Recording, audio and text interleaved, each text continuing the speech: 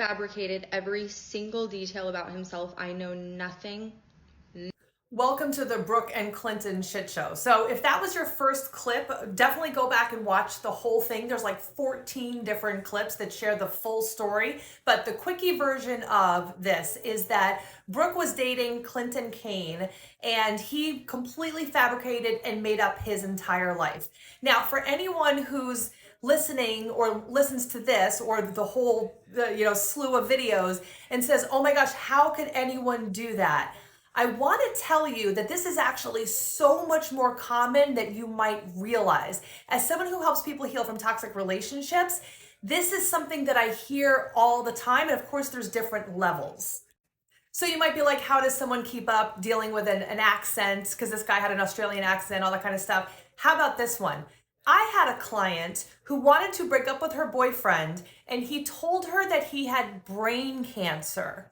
Yeah, brain cancer. And for the next 8 months, he actually pretended to go to different appointments. He brought back scans. He showed her all of these different things to prove that he had brain cancer. But every time she offered to go with him to help be supportive, because the more terrible the story became, the more she tried to dive in and help and save, the more he was like, no, I don't need any help. I'm very private. I don't want anyone to know what's going on.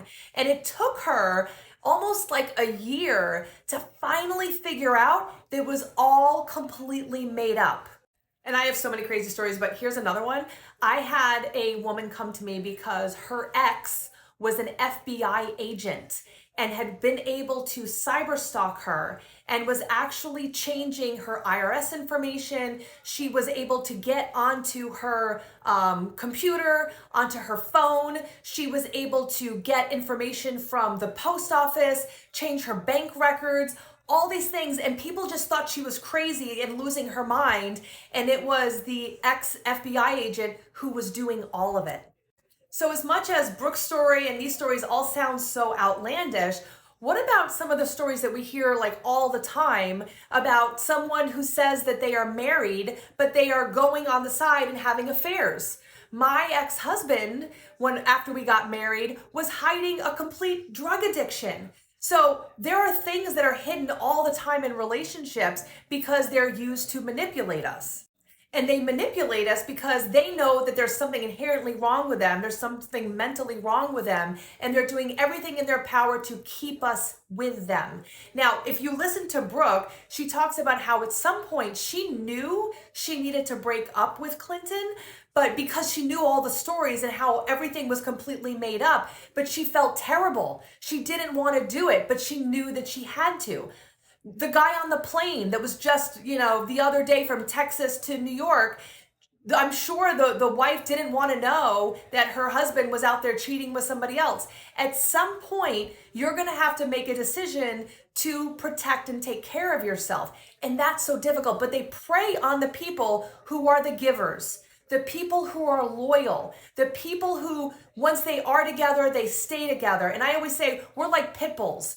We look for reasons to stick by our partner because of our loyalty, but also we grab onto that relationship and we don't know when to let go.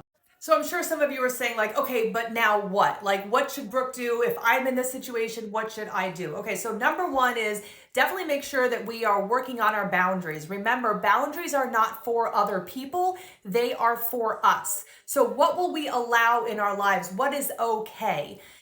If someone treats us badly, do we allow them to keep doing it, or do we put a stop to it quickly? And that can be, sometimes it's a conversation, sometimes it's ending the relationship. Sometimes we actually have to remove ourselves from that person. We also need to stop being such people pleasers and stop seeing the potential. That's one of the biggest things that I see, is that we're trying so hard to understand, to figure it out. Even though there's red flags and things don't necessarily make sense, we're going above and beyond to try to figure out what the heck's happening. We ignore the red flags that are there. Let's be real. We see them, but a lot of times we're like, nah, I don't want to deal with it. We're looking for the potential for who they used to be. And there might be a part of us that has not healed from our own childhood wounds of feeling like we're not good enough, or it's not possible for us to create a healthy relationship, so we need to prove ourselves. Or we're worried that we want to avoid conflict, but we also might feel like there might not be anybody else out there. Like maybe I did this to them. Maybe I'm somewhat responsible for this. And if I get it, break up or get a divorce or whatever, I'm going to end up in another relationship like this. So I might as well just try to figure this out and try to work through the issues. Here's your reminder. You are powerful, you are amazing, and you deserve someone that sees the beautiful light that you are. Stop selling yourself on the clearance rack. Start elevating yourself. And if you need help, we're here to support you.